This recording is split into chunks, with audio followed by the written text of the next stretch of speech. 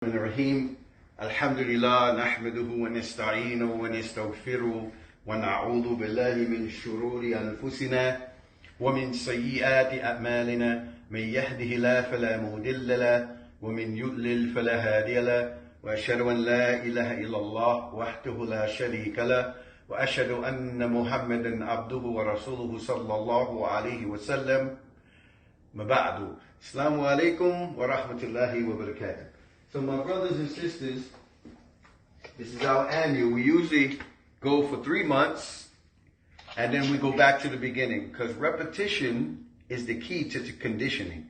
The Arabic language is so profound that you have to keep going over it. Why? Because you can lose it, right? And so it only enforces that which you have gained understanding to. So now, to go back to the beginning, because a lot of times going back to the basics helps us whatever we have as a foundation, and it helps us to incorporate a repetitiousness of what we're learning. And so repetition constantly keeps us to know it well, right? We do it with ihsan, right? So we're going to go back to the beginning, which will help many of the people who came in between, right? So that everybody can get this understanding, right? So we go back to the beginning because, again, repetitiousness is the key to conditioning, right? So back to the beginning, the Arabic grammar. So here's, and this is the very simple part. Once you get this, it can kind of give you a foundation to enter to the next levels, right? So we're going to talk about what we call anwa'ul kalimat, right? Anwa'ul kalimat, kinds of words in Arabic, right? So we all know from school the noun, al-ismu, right? Al-ismu is a noun. And a noun, as we'll get to it, we know what a noun is, right? Person, place, or thing, or animal, right? So these kinds of words, 3 kinds of words. The ismu, al-ismu, the noun. Then you have al-fi'lu, the verb, right? And then the third is the particle or preposition. I advise you to look up this word so that you can have also a definition, right? It's called al-harf, al-harfu, right?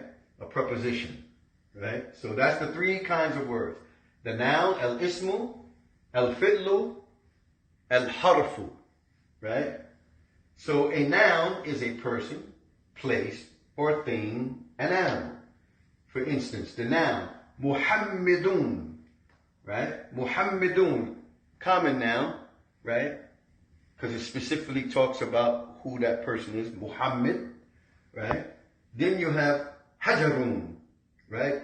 Hajarun, a stone, like, hijab, a rock, stone, right?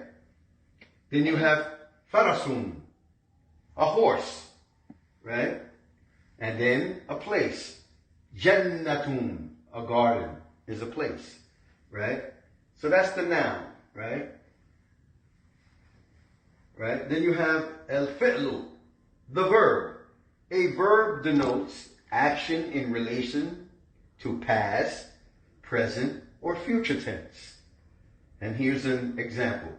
Fataha. Fataha. Right? Fataha. He opened. You want to say that, Fauzia? Fataha. Right. Fataha. Right. Right.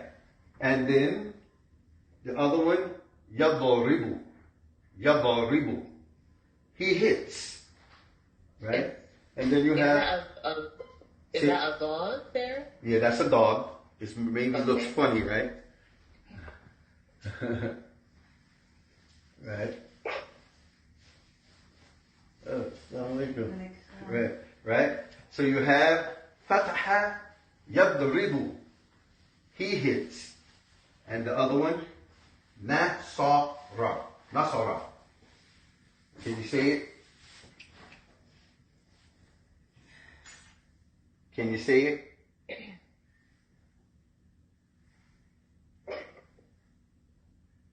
Can y'all hear over there?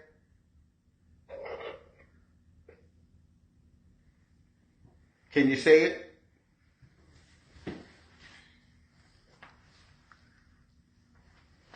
Fawzia, can you hear? Yes. Oh. Can you say this word? Can you point to that one again?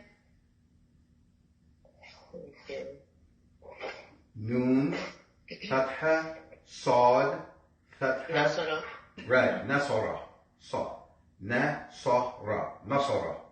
He helped. Right? So now we have the noun, verb, and particle preposition. Right? The particle preposition, now this is what the al-harf is. It is a word which does not convey complete meaning when it stands alone. Right? It gives meaning to a sentence only when it is used with a verb or a noun. And here's the example. These are all prepositions. Min. If I just leave that to a sentence, it has no meaning, because what gives mufid, beneficial sentences, they have to be complete and they have to make sense. Right? So min is a preposition or particle. Min. It means from. Here's another preposition. An. Like you hear in the hadith. An Abu Huraira radiyallahu anhu. From or on the authority. Or about the authority of Abu Huraira. An. Right? About. And then you have ala, which means on or upon. That's preposition. By themselves, it had, like it said,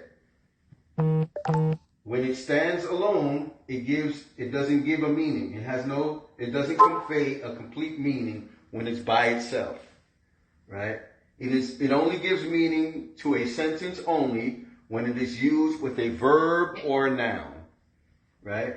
So you have min, an, a'la, ala, which is on or upon. Fi qulubihim, no. كتم الله على قلوبهم وعلى سمعهم. And upon their eyes, upon their hearts is a seal. That word a'la, right? Upon or on. Ila, right? To or towards, right? Okay, that's another preposition. Now, this one is bit, like Bismillah, Bismillah, bit. And most people have it as in the name. It's not in the name. Bit, with the name or by the name, right? Because bit means by or with. So they say in the name of Allah, Bismillah, in the name of the most gracious, most merciful. No, it's with the name of Allah, the most gracious, most merciful, or by the name of Allah, most gracious, most merciful. Now, fi means in. It don't say fillahi, right? It says bismillahi, right? Right? Bismillah, in. Fi, right? Fi qulubihim mara. In their hearts, there's a disease. Fihi, in it. ذَلِكَ الْكِتَابُ لَا رَيْبَ فِيهِ. Right? Then you have hatta. لَا يُؤْمِنُ أَحَدَكُمْ حَتَّى. None of you truly can believe until. Hatta. That's another preposition. Hatta. Right? Hatta, until. It's conditional sentence as well. Li means for or to. Liman, for who? Ad-dinu nasiha. Liman, for who? To who? Qala lillahi wa li rasulihi wa li kitabihi. Right? The hadith.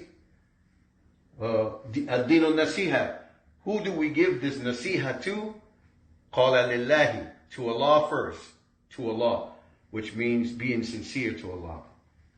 And then you have ka, which means like or as.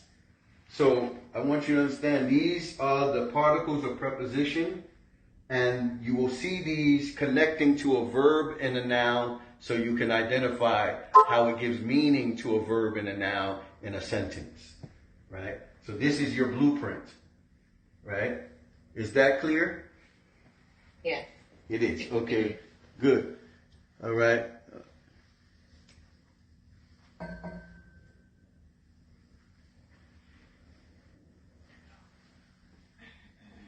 Get your sugar.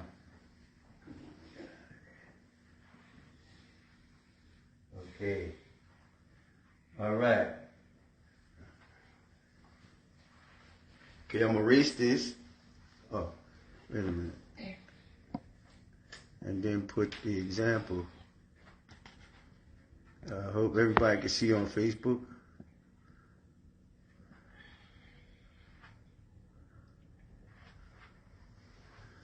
Okay.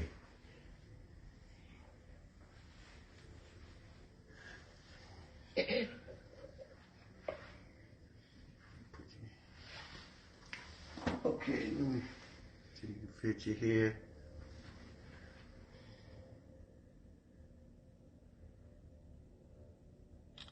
Okay. All right, let me erase this part.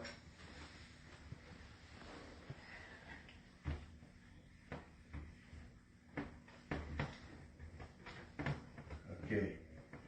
So we're back to the beginning. And so we'll move on to give you, for those who missed the beginning, to help you with what you came in on, and it'll all be put together. And remember, you got to study it on your own so that you can have the concept. If you leave it alone, you'll forget it. If you don't tie your camel to the tree, the camel will escape. So this is like that language. It will escape you. Right? So now, nouns are divided into two kinds. Right? Nouns are divided into two kinds. Fauzia, do you know one of them?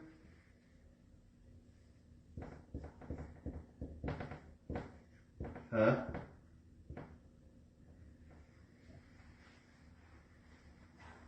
Fauzia? Yeah. Do you know one of them?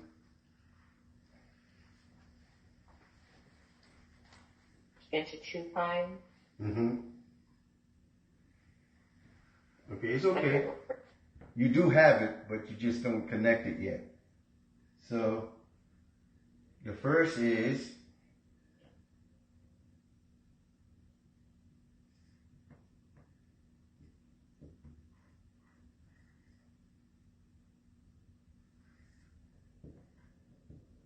right? As ma'u.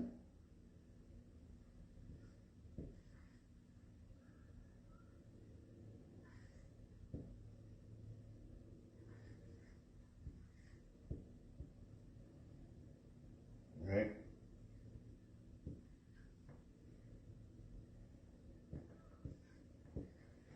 Asma'un nakira. Remember? The indefinite noun.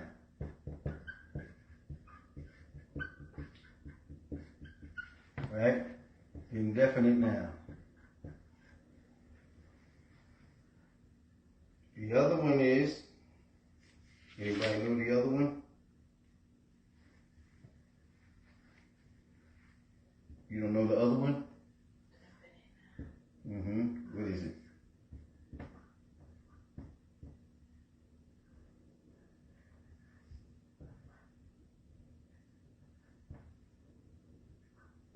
You don't know? That's why the beginning is always important.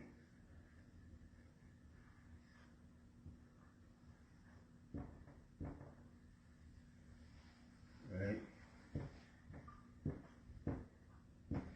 Al-Asma'ul Marifat. Right? Which we call the definite noun.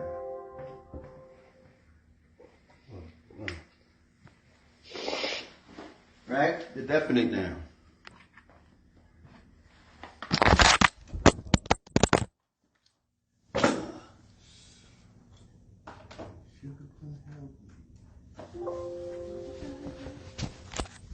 Okay, sorry about that.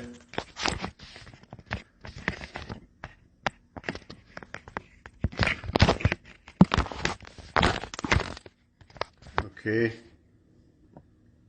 The definite noun.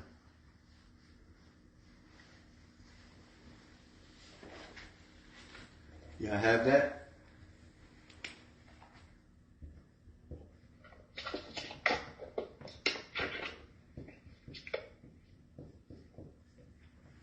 Definite noun. Right? The definite noun.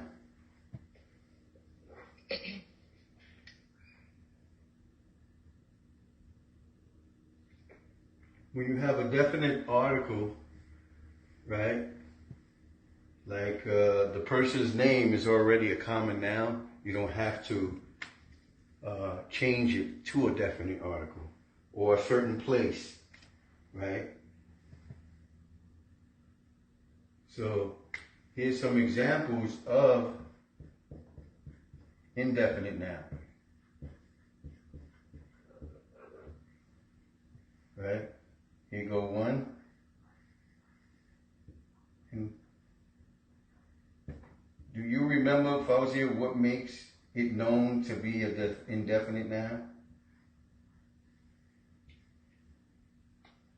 No, I don't remember. Okay. What about you? Huh? My pal. No, I said what makes it an indefinite noun. Okay, so here is when you know the indefinite noun, Fauzia. Do you know what this is? I circled it. Dumatin. Right. The Dammatin. Beitun. A house. A house. Right? Right. This is how you know the indefinite noun.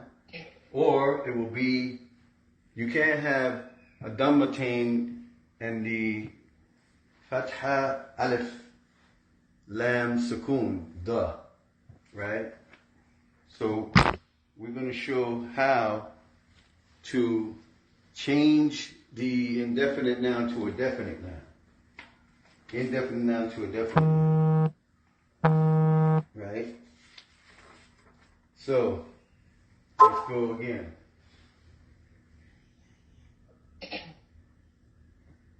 Qalamun. Right? What is that? What is qalamun? Qalamun. Qalamun.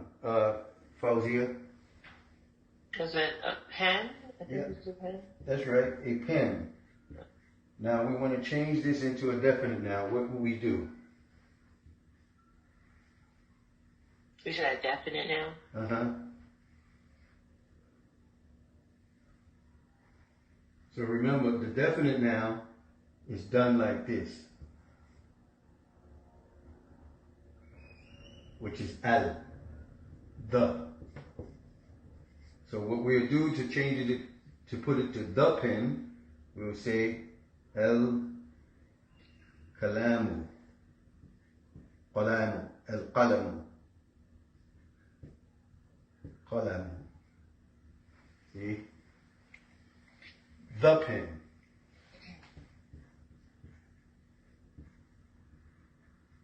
And this is a pen.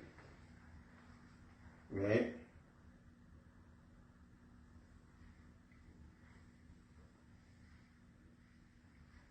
And this one is what?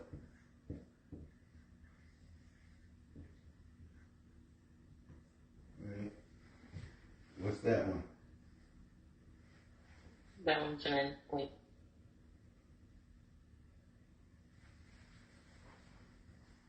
Man. You're asking the meaning? Yeah.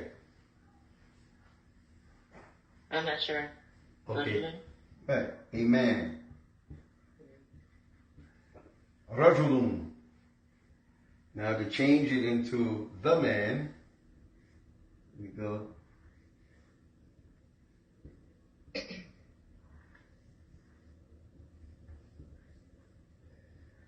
Ar-rajulu. Right? The man.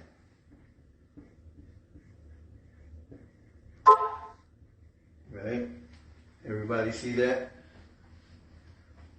Everyone sees that? So we see, get the concept. Al-ismu, right? Nouns are divided into two kinds. Asma'un nakira and al-asma'ul ma'rifa, the definite noun. So Baytun, a house, and we know it by the dammatain, right? Or it could be the kasratain or the fathatain, right? Rajulun, a man, and ar-rajulu, the man. And that's how you change that into a definite article, right? So we use prepositions. We're going to connect words now. Now you got the concept, right? So you know now, if I put Baytun, what you go? How would I make it definite, Fauzia? Baytun. Baytun. Right. El-Baytu. Right, because you can't have the definite article and the fatatain, because it's an oxymoron. It's a definite article, it ain't an indefinite article. So it will be the Dhamma alone, as you said, El-Kitabu, the book. And so whatever other word we do it, is the same way, right? So now, let's use the preposition, the harf. So now I want you to translate this.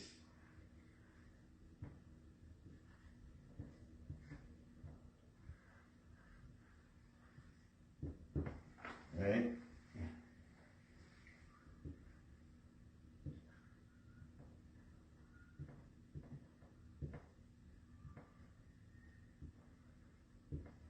Okay. Can you read?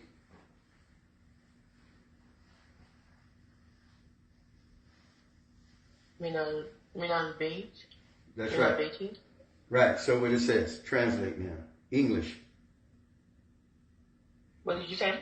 Translate it in English. Remember your prepositions. Look at your prepositions and see remember a preposition is connected to a noun or a verb. So now you have your preposition here and you have your noun there. Now translate it what it means. From the house. Great. From the house. From the house. Right.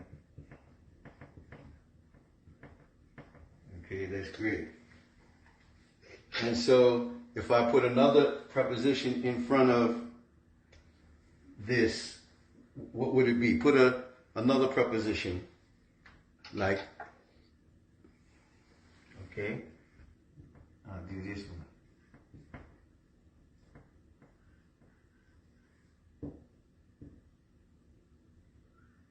Oh, well, no. I want to do something else. Okay. Oh, sorry.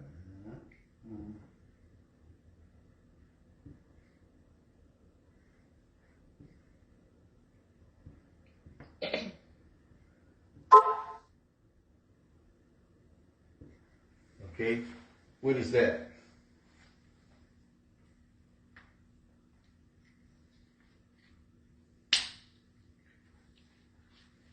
You see your prepositions?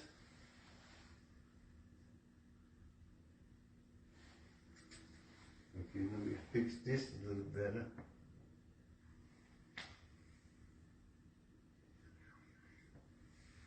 Okay, what is that?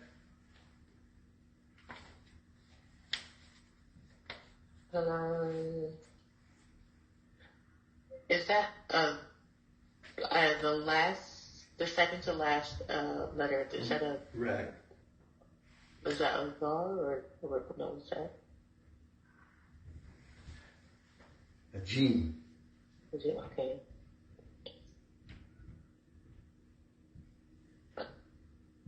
Either masjid. Right. And what is it? To the masjid? Right, to the masjid. Right, right. And so all those prepositions you see, if I put them with a noun or verb, that's when it gives meaning to a sentence. Right?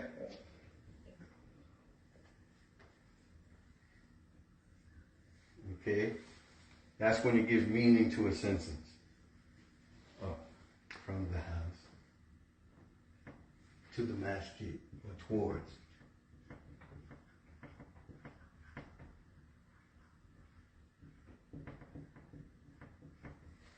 So everybody see that? Everybody see that? Min al-bayti ila al-masjidi. Right? From the house to the masjid, or towards the masjid. Right? Okay, so you want to know imperative, present tense, past tense.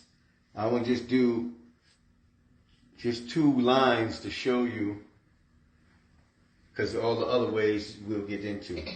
But this is just the beginning, so you can see. Next time we will do the,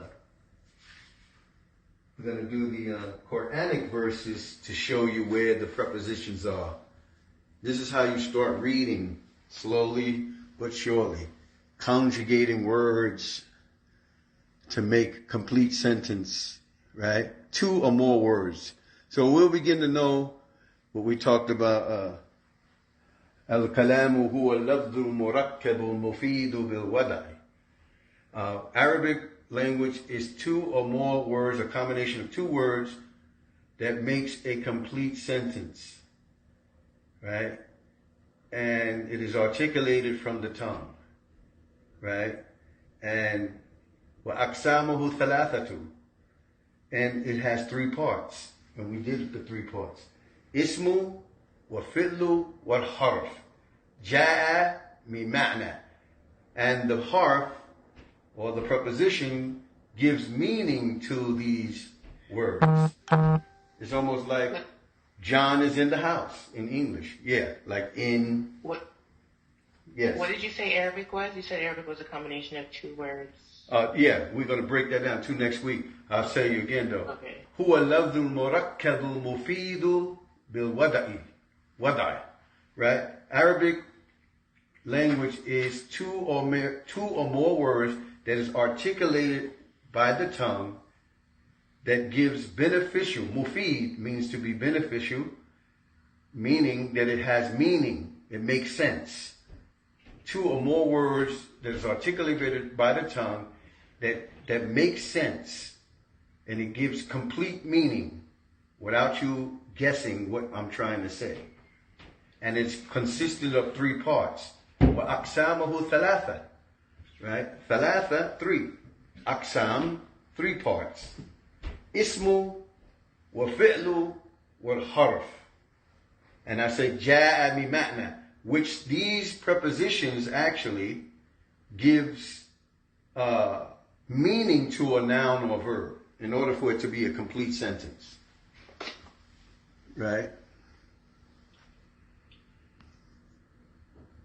Right.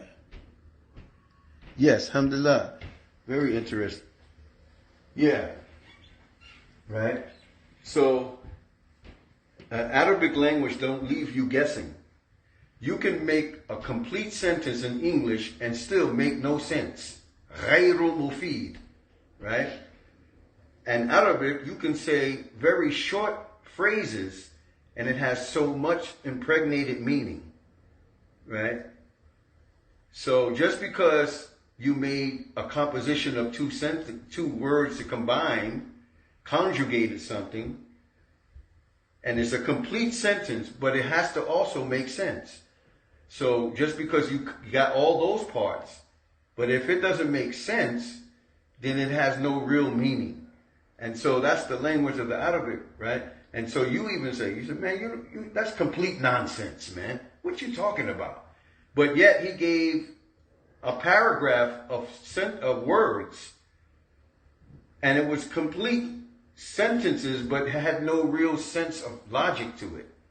And that's what's happening in our society. We are walking around meaningless, and we have a bunch of inconsistencies. It is as if we don't even know what we're reading or looking at today anymore. We're inconsistent. Our behavior is inconsistent with the logical conclusion of things. We're not making sense. Wearing a mask in a car with no one there, right? Those kind of examples, right? Putting on something that actually tells you it doesn't protect you from what you think it is. That's what we're talking about. غير مفيد. It doesn't make sense. Because what we do, we have to walk around meaningful. The Arabic language is designed to make your statements and your action consistent with the reality of something.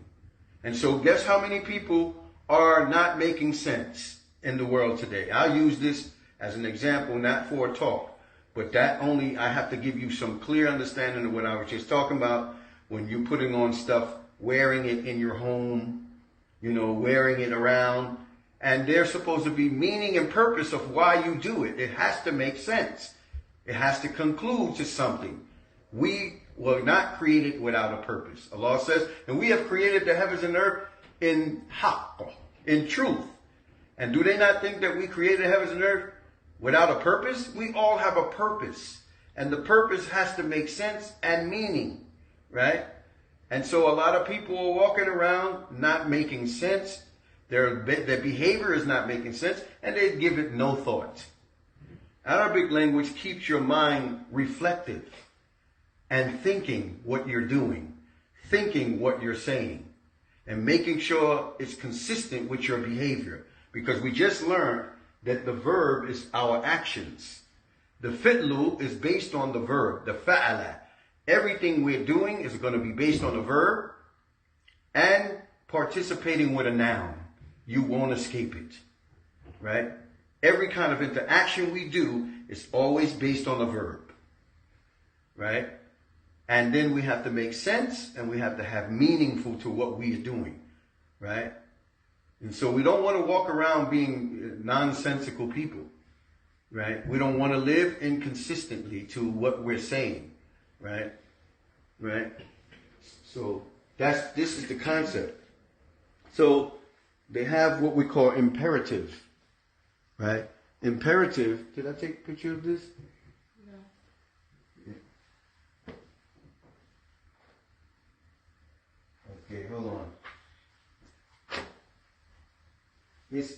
Remember what I said.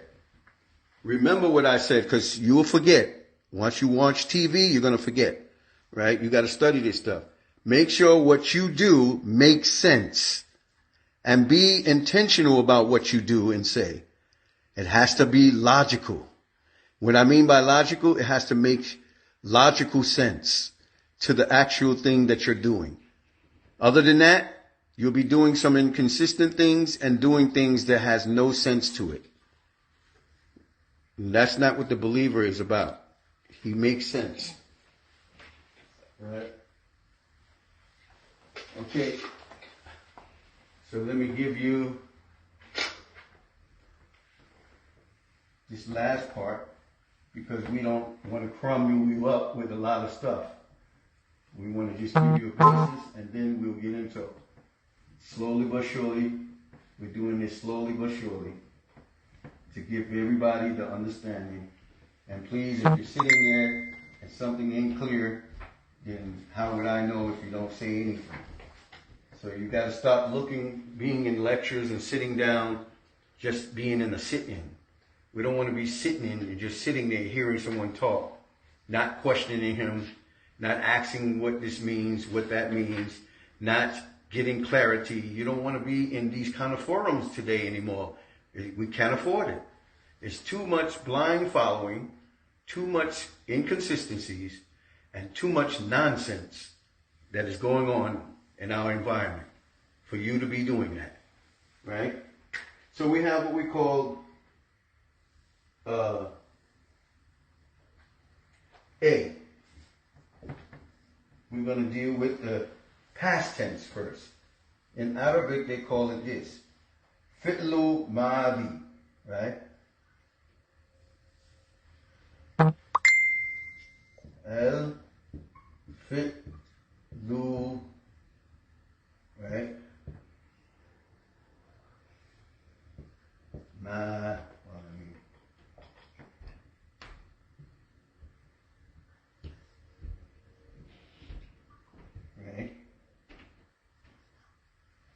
El fi'lu madi, right? This is past tense.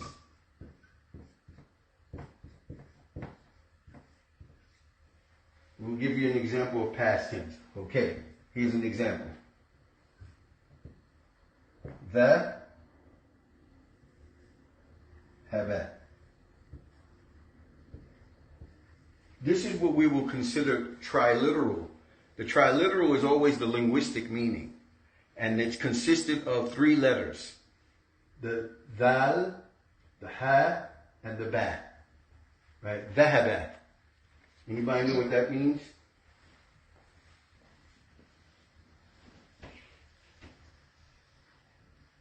Dhahaba. Anybody wouldn't know what dhahaba is? That's right. He went. He went. So, Fawzia, why is it called El Fi'lu Madi? He went. Why?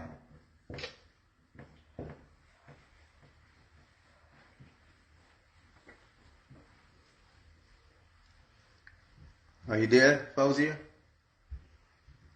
I'm not sure. Yes, you do. Try it again. Look at the lesson, what we're doing. What's this word? Past tense. I mean, Go ahead. What is it? in past tense, So what past tense mean? something that has happened prior, just has happened in the That's, past. that's right. That's what El Fi'lu Madi is, the verb and action that has been completed. Right? He went. Make sure you note that to keep your focus, right? Not focus, but to help you out. You do know this. It's just that you looking at the Arabic, but you want to know the terminology. El fi'lu madi, right? Remember that fa'ala is a verb. The act that has been done in the past is a complete action. So it's done already. He went. He already went, right? It's a complete action, right? Right. Complete action. Okay. So that's past tense. Then you want to know present tense. They call it El Fi'lu Mudari. I'll do it though. Fi'lu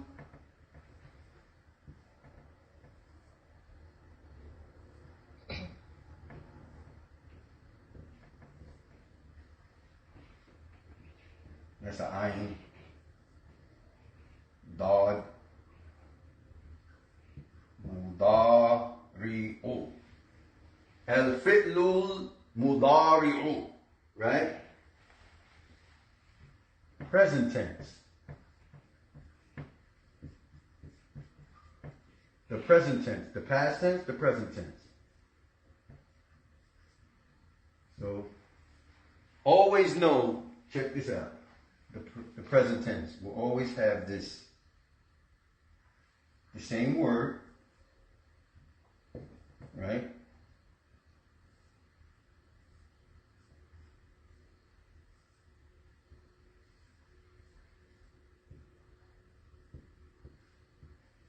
Okay, this is the vowel. Read that, Fawzia. Yadhabu. Right. Well, you see what was different about it. Where did you see the sarf in this? The what we call the suffix prefix. What was added to it? The ya. Right. So the ya puts it into the what? It puts it into the what tense? The past tense. Do it? The past tense? No. No. I'm sorry. Present tense. Yadhabu. He is going. So I want you to get it now. Look, you got dhahaba, he went, past tense. The ya puts it into the present tense. He is going. Now or sometime in the future. You got it? Yes. All right. He is going.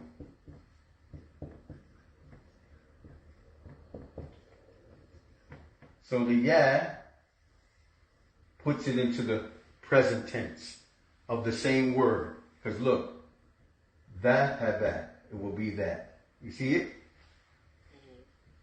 He is going. Presently or somewhere in the future. They call it istaqbal. What in particular makes dhahaba the past tense? Is a deed that is done already. So when you have the trilateral, that had that. He went. To go. He went. Right? See how the word itself gives a meaning already. You don't have to go, John went to the store. This is already, he went. With just one word. ذهب. Remember? هو اللفظ المركب المفيد بالوضع. It makes complete sense, complete sentence, a complete action. 2 or more words. Right? But this one word makes 2. He went. That's how profound Arabic is. The English, you got to make like 2 more. You got to say he went, right? Like this. He went. See? He went. Arabic, ذهب. He went already with one word. You understand? You don't? Do you? Fauzia. Yes. Do you got it?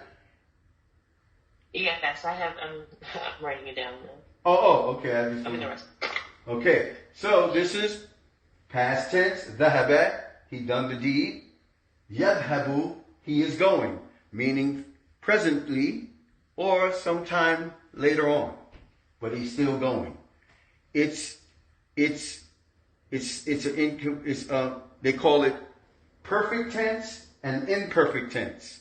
Imperfect tense means the action has not been completed, but it's in its motion to do. Right? You say, are you coming? I'm coming. Right? Come on over here. Yeah, I'm going. Right? Okay, that's what the tenses are. Now, imperative. When I want to order you around, right? So we'll get to that. Right? You're going to find out how important the imperative verb is.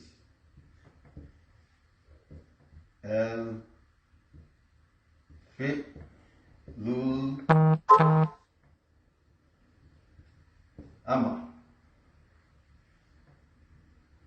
amru.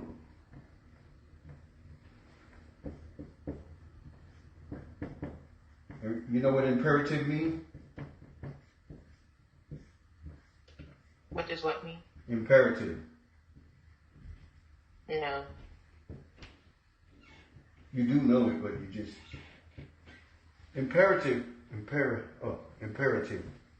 It means something of major importance is an order. It's imperative for you to come right now. Right? Al-fi'lul amr. It is the verb of commanding the act. So Allah, the Udkhulu fil silmi kaffat. Enter Islam completely. That means it's an order. So imperative is an order. So how do we write that one?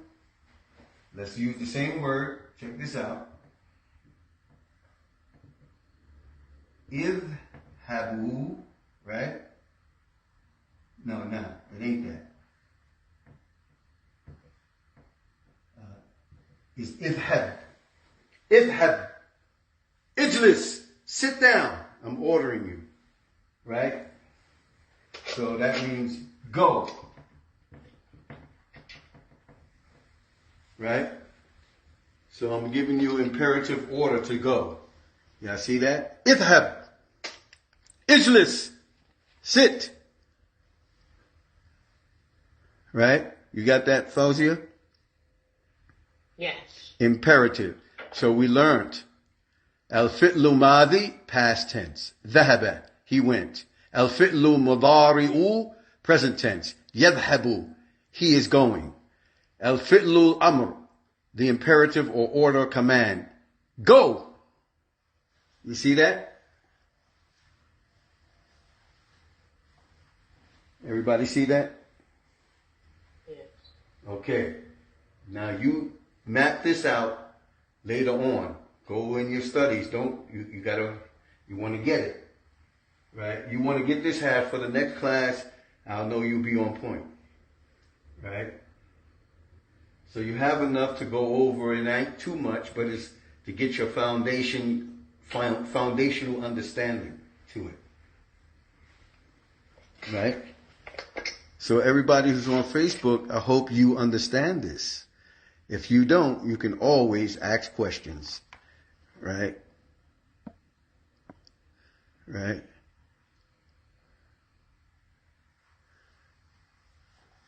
All right.